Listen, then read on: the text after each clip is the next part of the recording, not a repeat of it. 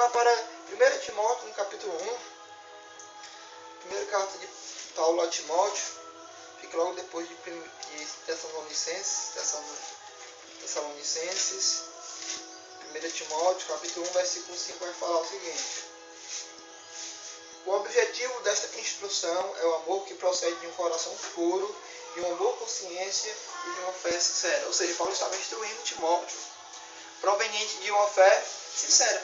Paulo, para que falar de uma fé sincera? Justamente porque Paulo sabe que existe a fé não sincera. Existe a fé fingida. Existe a fé falsa. Então Paulo faz questão de ressaltar aqui a Timóteo que a fé tem que ser sincera. Então aqui nós já vimos que existe sim fé falsa. Mas para continuar, vamos explicar como é que se dá essa história de fé falsa. Fé falsa. Como é isso, gente? Como é isso? Simplesmente avança alguns capítulos aqui, algumas cartas, e vai até Tiago, que é a primeira carta após o livro de Hebreus. Vai no capítulo 2, no versículo 19. Diz o seguinte. Tiago 2, 18 a 19.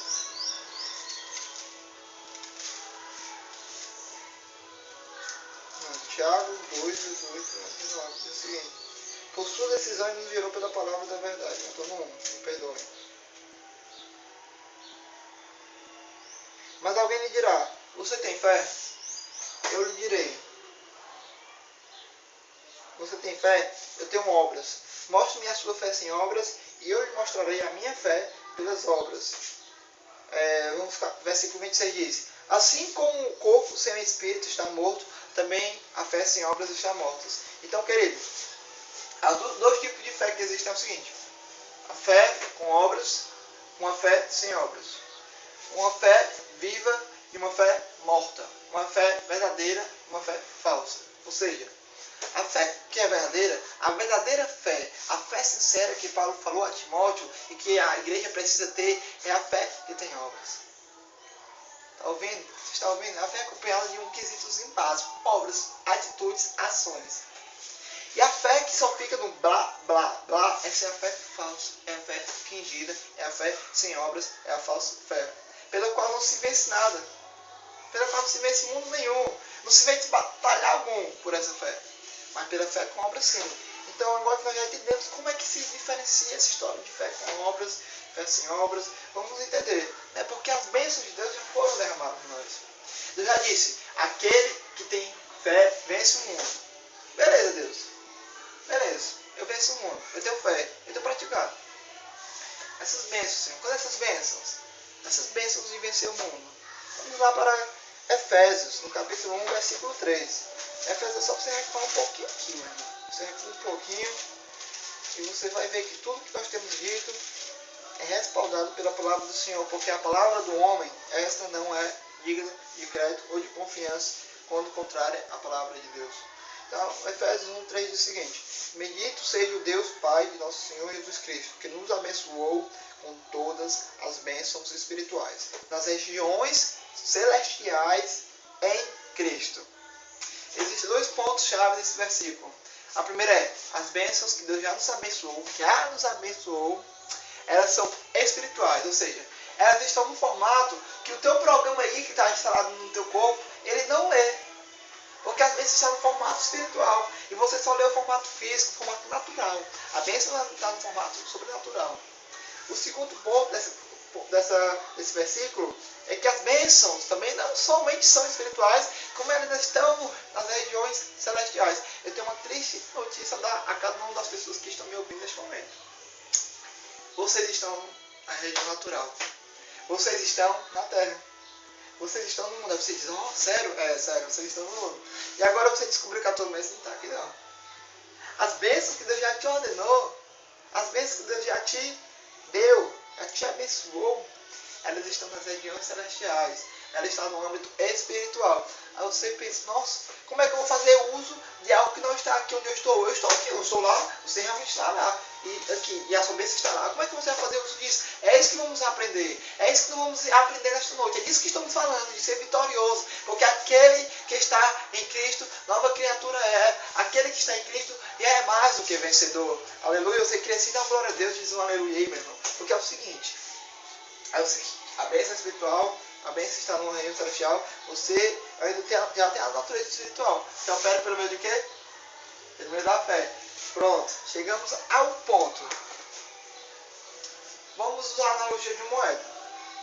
Se eu estiver uma moeda, você vai observar que a moeda ela tem dois lados, duas faces. A moeda é um objeto só que ela tem duas faces. Do lado direito, um lado é a coroa. O outro lado é a face, cara. Coroa, cara. Pronto. Assim é a analogia que nós temos em Tiago. É assim que nós entendemos como uma fé viva, uma fé sincera. De um lado é a fé. E do outro lado são as obras. É um objeto só. É uma coisa só. Mas a verdadeira fé, do outro lado, ela tem obras.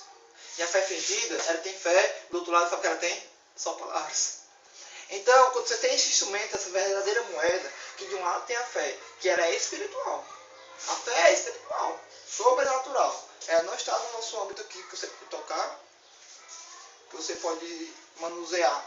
A fé é natural. Agora, quando a tua fé, ela tem um ponto de contato com o mundo natural. Qual é o ponto de contato? É a manifestação dela através das obras. Então, a tua fé, se é acompanhada de obras, ela é uma moeda verdadeira que tenha condições de ir por você lá nos lugares celestiais, onde já estão as tuas bênçãos, que são espirituais, e transformá-las em bênçãos materiais, para te entregar, para que você possa finalmente usufruir delas. Então, a tua fé é o instrumento que vai até lá e vai trazer a tua bênção para ti.